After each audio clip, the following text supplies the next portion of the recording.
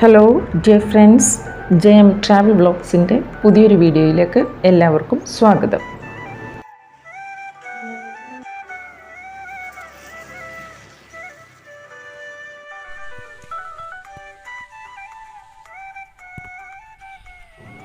ഇന്നത്തെ യാത്രയ്ക്കൊരു പ്രത്യേകതയുണ്ട്. പുന്നൻകുരിശ് മുത്തപ്പനെ കാണുവാൻ പൊന്മല കയറുകയാണ്. ഇതാ നോക്കൂ, പെരിയാർ. നല്ല മഴയുണ്ട്. എറണാകുളം ജില്ലയിൽ പെരിയാറിൻ്റെ തീരത്താണ് മലയാറ്റൂർ പള്ളി. മലയാറ്റൂർ മലകയറ്റത്തെക്കുറിച്ച് കേട്ടറിവില്ലാത്ത മലയാളികളുണ്ടാവില്ല. എല്ലാ വർഷവും നോയമ്പ് കാലത്ത്, 50 നോയമ്പിൻ്റെ കാലത്ത് ലക്ഷക്കണക്കിന് വിശ്വാസികളാണ് മലയാറ്റൂരെത്തുക. ഇതാ നോക്കൂ, ഇത് അടിവാരത്തെ താഴത്തു പള്ളി. AD 900 ആണ്ടിലാണ് ഈ പള്ളി പണി കഴിപ്പിച്ചത്. ഇവിടെ പ്രാർത്ഥിച്ചതിന് ശേഷമാണ് കുരിശുമുടി കയറുന്നത്.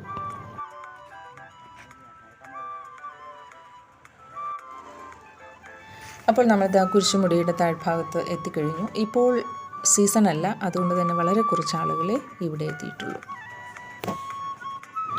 പണ്ട് ഘോരവനമായിരുന്ന പ്രദേശമാണിത്. ഇപ്പോഴും പാറക്കെട്ടുകൾക്ക് ഇരുവശവും കാട് തന്നെയാണ്.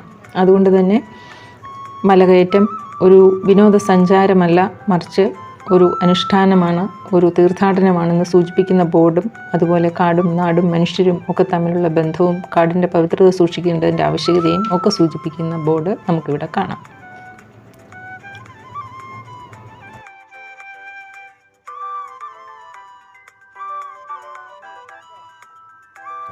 പാറക്കെട്ടുകൾക്കിടയിലൂടെയുള്ള ഈ യാത്ര അത്ര എളുപ്പമൊന്നുമല്ല.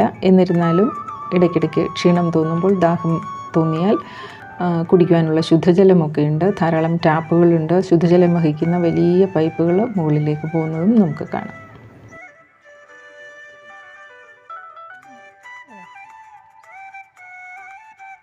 താഴെ നിന്നും യാത്ര തുടങ്ങുന്ന സമയത്ത് ധാരാളം ചെറിയ കച്ചവടക്കാർ മെഴുകുതിരിയും ആൾരൂപവും ഒക്കെയായി നമ്മെ സമീപിക്കും. പള്ളിയിലേക്കല്ലേ പോകുന്നത്, അതുകൊണ്ട് ഞാനും ഒരു കൂട് മെഴുകുതിരി വാങ്ങിയിരുന്നു. പക്ഷേ അതിന് ഒരുപാട് പ്രാധാന്യമുണ്ട് എന്ന് മല കയറിക്കൊണ്ടിരിക്കുമ്പോഴാണ് മനസ്സിലായത്.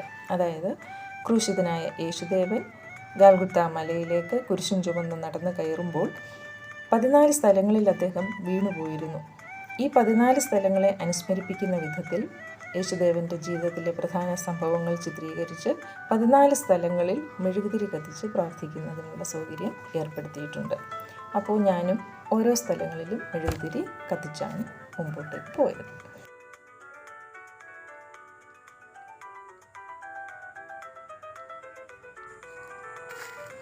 പള്ളിയിൽ പോകുന്നത് ഒരു ദിനചര്യയുടെ ഭാഗമൊന്നുമല്ല. എങ്കിലും നമ്മൾ എവിടെയെങ്കിലുമൊക്കെ യാത്രയ്ക്ക് പോകുമ്പോൾ പ്രസിദ്ധമായ പള്ളികളൊക്കെ കണ്ടാൽ അവിടെ കയറുകയും പ്രാർത്ഥിക്കുകയും ഒക്കെ ചെയ്യാറുണ്ട്.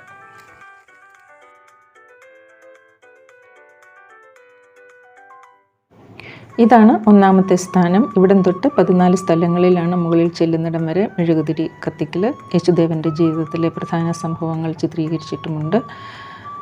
അദ്ദേഹത്തിൻ്റെ പീഠാനുഭവത്തോടെ കുറിച്ചുള്ള ഓർമ്മപ്പെടുത്തലും അതുപോലെ തന്നെ ആ ജീവിതത്തിലെ സഹനത്തോടുള്ള താതാത്മ്യം പ്രാപിക്കലുമാണ് ഇതുകൊണ്ട് ഉദ്ദേശിക്കുക. മെഴുകുതിരി കത്തിക്കുന്നതിലൂടെ യേശുദേവൻ്റെ ജീവിതത്തിലെ പ്രകാശം നമ്മുടെ ജീവിതത്തിലേക്കും പകർത്തപ്പെടുന്നു. മല കയറുന്നതിന് ഓരോരുത്തരും ഓരോ രീതിയാണ് അവലംബിക്കുക. ചിലർ മണിയടിച്ച് കയറും, മറ്റു ചിലർ തിരി കത്തിക്കും, മറ്റു ചിലർ ആൾരൂപം വെക്കും, പിന്നെ എള്ളു നേർച്ച ഒക്കെ ഓരോരുത്തരുടെയും മനസ്സും അവരുടെ വിശ്വാസവും അനുസരിച്ചിട്ടുള്ള നേർച്ചകളാണ്. മലമുകളിലെ ഈ പള്ളിക്ക് പിന്നിലും ഒരു ചരിത്രമുണ്ട്. യേശുദേവൻ്റെ സ്വർഗാരോഹണത്തിന് ശേഷം അദ്ദേഹത്തിൻ്റെ 12 ശിഷ്യന്മാരും ലോകത്തിൻ്റെ പല ഭാഗത്തേക്ക് സുവിശേഷ പ്രഘോഷണത്തിനായി പോവുകയുണ്ടായി. തോമസ് ശ്ലീഹ പൗരസ്ത്യ ദേശത്തേക്കാണ് പോകുന്നത്. പേർഷ്യയിലെയും മറ്റും പ്രഘോഷണത്തിന് ശേഷം അദ്ദേഹം കടൽ കടന്ന് ഭാരതത്തിലെത്തിയെന്നും ചോളരാജ്യത്തേക്കുള്ള യാത്രാമധ്യേ മലയാറ്റൂർ ഭാഗത്ത് വന്നുവെന്നും വിശ്വസിക്കുന്നു. ഇവിടെ എത്തിയപ്പോൾ അദ്ദേഹത്തിൻ്റെ പ്രഘോഷണം ഇവിടെയുള്ള ജനങ്ങൾ സ്വീകരിച്ചില്ല. അപ്പോൾ അദ്ദേഹം ഈ മലമുകളിലേക്ക് പ്രാർത്ഥിക്കുവാനായി കയറിപ്പോയി എന്നും പ്രാർത്ഥനയ്ക്ക് ശേഷം അദ്ദേഹം തിരിച്ചിറങ്ങിയപ്പോൾ പാറപ്പുറത്ത് പല പ്രാവശ്യം കൈകൊണ്ട് കുരിശുരൂപം വരച്ചുവെന്നും പറയുന്നു.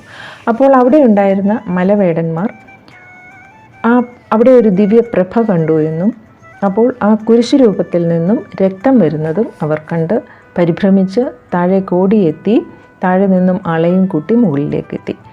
അപ്പോൾ അവർക്ക് മുന്നിലാണ് തോമാസ് ശ്ലീഹ ആദ്യത്തെ പ്രഘോഷണം നടത്തിയതെന്ന് പറയപ്പെടുന്നു. പിന്നീട് AD 500 ആണ്ടോടെയാണ് ഇതൊരു പതിവായ തീർത്ഥാടന കേന്ദ്രമായിട്ട് മാറുന്നത്. അന്നും ഇതുപോലെ മലവേടന്മാർ കുരിശിൽ നിന്നും രക്തം വരുന്നത് കണ്ട് താഴെ എത്തി ആളെയും കുട്ടി മുകളിലേക്ക് എത്തുകയാണ് ഉണ്ടായത്. പിന്നെയുള്ള എല്ലാ വർഷങ്ങളിലും തുടർച്ചയായി ആളുകൾ ഇവിടേക്ക് എത്തുവാൻ തുടങ്ങി. 1998 സെപ്റ്റംബർ 4 ഇവിടം അതിരൂപത തീർത്ഥാടന കേന്ദ്രമായി പ്രഖ്യാപിക്കപ്പെട്ടു. 2004 മാർച്ച് 24 മാർപ്പാപ്പ ഇവിടം അന്തർദേശീയ തീർത്ഥാടനമായി പ്രഖ്യാപിക്കുകയും ചെയ്തു. ഇവിടെ പൂർണ്ണ ദണ്ഡവിമോചനം സാധ്യമാണ്.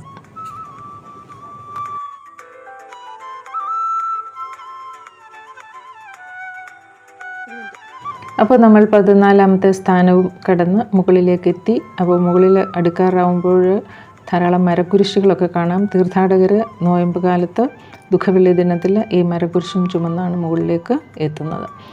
അങ്ങനെ മുകളിലെത്തുമ്പോൾ പക്ഷേ വിശാലമായ ഒരു പള്ളി വളപ്പായിട്ട് തന്നെയാണ് നമുക്ക് തോന്നുന്നത്. നേരെ മുന്നിൽ കാണുന്നത് മാർത്തോമ്മ ശ്ലീഹയുടെ ഒരു മന്ദിരമാണ്. ആൾ രൂപം ഉണ്ട്, അവിടെ പ്രാർത്ഥിക്കാം. അത് കഴിഞ്ഞാണ് പള്ളിയിലേക്ക് പോകുന്നത്. ഇത് ആനകുത്തിയ പള്ളി. പണ്ടിവിടം ഘോരവനമായിരുന്നല്ലോ. അപ്പോൾ ധാരാളം കാട്ടാനകളുടെ ആക്രമണം ഉണ്ടായിട്ടുണ്ട് ഈ പള്ളിക്ക്. ആ സ്ഥലങ്ങളാണ് ഈ അടയാളപ്പെടുത്തിയിരിക്കുന്നത്. അത് സംരക്ഷിച്ചിരിക്കുന്നു. ഇവിടെ നിന്ന് താഴേക്ക് നോക്കുമ്പോൾ നല്ല പ്രകൃതി സുന്ദരമായ പ്രദേശം. ഇത്രയും ഉയരത്തിലല്ലേ നമ്മൾ നിൽക്കുന്നത്? ഒരുപാട് ഉയരത്തിൽ, 1260 അടി ഉയരത്തിൽ സുന്ദരമായ പ്രകൃതി ദൃശ്യം.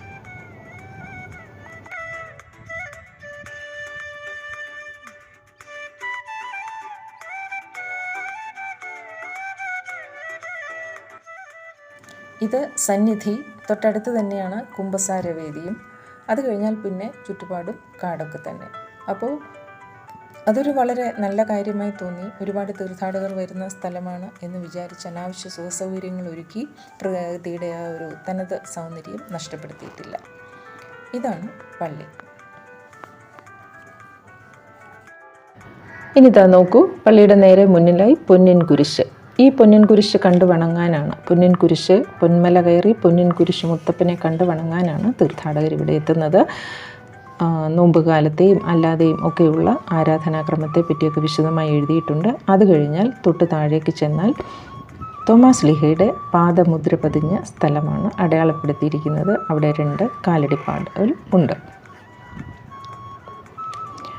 ദാഹിച്ചു വലഞ്ഞ തോമാ ശ്ലീഹ പാറപ്പുറത്ത് പല പ്രാവശ്യം ദണ്ടുകൊണ്ടടിച്ച് അവിടെ നിന്നും വെള്ളമുണ്ടായി എന്നും അങ്ങനെ ആ ശുദ്ധജലം ഇപ്പോഴും രോഗശാന്തിക്കൊക്കെയായി ധാരാളം ആളുകൾ ഉപയോഗിക്കുന്നുണ്ട്. സമയം അവിടെ എങ്ങനെ ഇരുന്നു. അപ്പോഴാണ് അടുത്ത മഴയ്ക്കുള്ള വട്ടക്കൂടൽ കണ്ടു. പയ്യെ താഴേക്ക് ഇറങ്ങുകയാണ്. പക്ഷേ പാതി വഴി എത്തിയപ്പോഴേക്കും നല്ല മഴ. അപ്പോഴാണ് ഓർത്തത് അവിടെ കയറി നിൽക്കാൻ മറ്റ് സൗകര്യങ്ങളൊന്നുമില്ല, മരച്ചൂടൊക്കെ തന്നെ ശരണം. കുറച്ചു നേരം നിന്നിട്ട് ഞങ്ങളും മഴയ്ക്കൊപ്പം താഴേക്ക് ഇറങ്ങി. തിരിച്ചു പോരുന്ന വഴിക്ക് നക്ഷത്ര തടാകം അങ്ങോട്ട് പോയപ്പോഴും കണ്ടതാണ്. വിനോദസഞ്ചാരികൾക്കുള്ള ബോട്ടുകളും ഒക്കെ ഏർപ്പെടുത്തിയിട്ടുണ്ട്. എന്തു തന്നെയായാലും പാറക്കൂട്ടങ്ങൾക്കിടയിലൂടെയുള്ള യാത്ര, മലമുകളിലെ പള്ളി, സുഖകരമായ അന്തരീക്ഷം, നല്ല പ്രകൃതി ഭംഗി, മലമുകളിൽ പൊൻകുരിശ് മുത്തപ്പനെയും കണ്ടുള്ള ഈ നടക്കുയാത്ര ഒരു അവിസ്മരണീയമായ അനുഭവം തന്നെ. അപ്പോൾ ഈ വീഡിയോ ഇവിടെ വൈൻഡപ്പ് ചെയ്യുകയാണ്. വീണ്ടും മറ്റൊരു വീഡിയോയുമായി വരുന്നത് വരെ എല്ലാവർക്കും ബൈ.